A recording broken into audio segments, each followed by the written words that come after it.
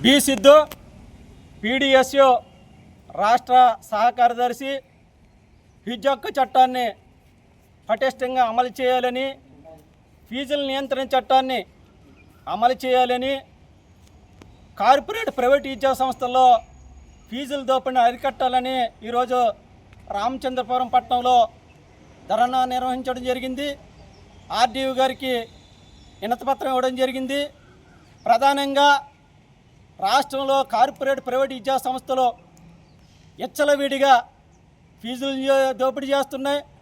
అదేవిధంగా ఈ దోపిడీలో తల్లిదండ్రులు తమ రక్తాన్ని నమ్ముకుని ఈ రోజున ఫీజులు కట్టే పరిస్థితి వచ్చింది.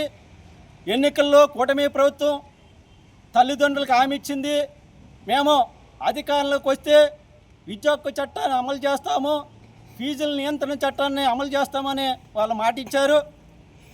ఈ రాష్ట్రంలో విద్యా హక్కు చట్టాన్ని అమలు చేయవలసిందిగా ఈ సందర్భంగా కూటమి ప్రభుత్వాన్ని డిమాండ్ చేస్తున్నాము.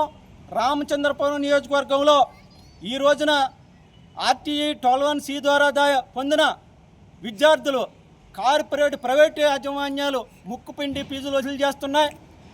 విద్యా హక్కు చట్టం ద్వారా ఏదైతే ఫీజులు కట్టించుకోకూడదు, అదేవిధంగా డొనేషన్లు కట్టించకూడదు, క్యాపిటేషన్ ఫీజులు వసూలు చేయకూడదు, అది నేరం. అయినా కానీ స్కూల్ యాజమాన్యాలు మీరు ఫీజులు కట్టాలా, బస్సు ఫీజులు కట్టాలా, యూనిఫామ్ ఫీజులు కట్టాలా, పుస్తకాల ఫీజులు కట్టాలా, రకరకాల ఫీజుల పేరుతో తల్లిదండ్రులు నేదిస్తున్నారు.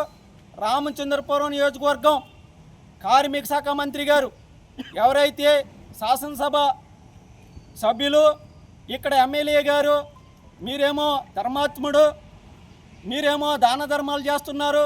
కానీ ఇక్కడ విద్యాశాఖ అధికారులు ప్రైవేట్ యాజమాన్యాలకు తొత్తులుగా పనిచేస్తూ విద్యా హక్కు చట్టాన్ని వాళ్ళు అమలు చేయడం లేదు. వాళ్ళు ప్రైవేట్ యాజమాన్యాలకు అనుగుణంగా వాళ్ళు ఎన్ని ఫీజులు వసూలు చేసినా వాళ్ళకు అనుబంధంగా ఉన్నారు. తక్షణమే ఈ డాక్టర్ బిఆర్ అంబేద్కర్ కోనసీమ జిల్లా విద్యాశాఖ అధికారి ఎవరైతే ఉన్నారో ఆయన్ని ఆ పదవి నుంచి తొలగించాలని ఈ సందర్భంగా డిమాండ్ చేస్తున్నాం. ఎందువల్లంటే అధిక ఫీజులు దోపిడీలో భాగంగా తల్లిదండ్రులు గత వారం నుంచి కూడా అనేక పోరాటాలు చేస్తున్నాయి. మేము ఫీజులు కట్టలేకపోతున్నాం, పుస్తకాల ఫీజులు, యూనిఫాము, అదేవిధంగా ఫీజుల దోపిడీని అరికట్టాలని అనేక సార్లు వాళ్ళందరూ కూడా ధర్నాలు చేస్తున్నారు.